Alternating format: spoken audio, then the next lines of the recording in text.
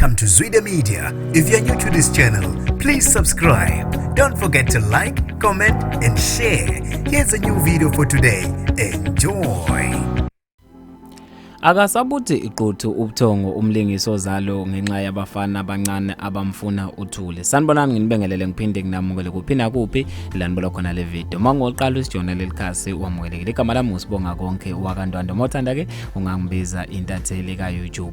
Umlingisi woZalo uthi usekhathela abafanyana abamfuna uthule ngoba becela uthando. Untomfuthi Dlamini ulingisa indawo kaMama Madlala uthi ohlushwa abafana abaneminyaka eko-18 abamcela uthando. Uthi inqwabi impela ngifuna phansi phezulu ngoba izitshela ukuthi mina nomama Madlala singumuntu oyedwa bathi bafuna ukuba ngobenten bami.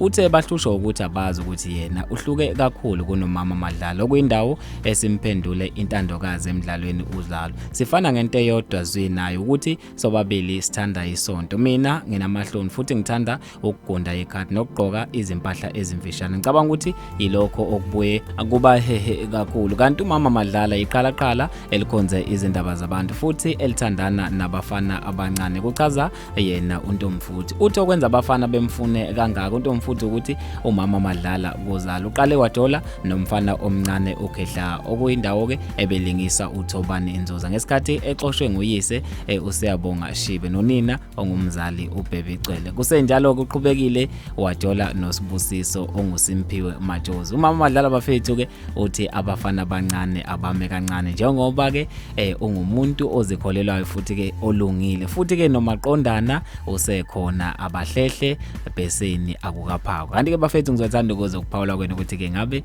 nithini ngobenten abahlupha umlingisi left and right. Mina ke njengetatheli ka YouTube sengiphuma kanje ngithi awungibambe evidweni elandelayo.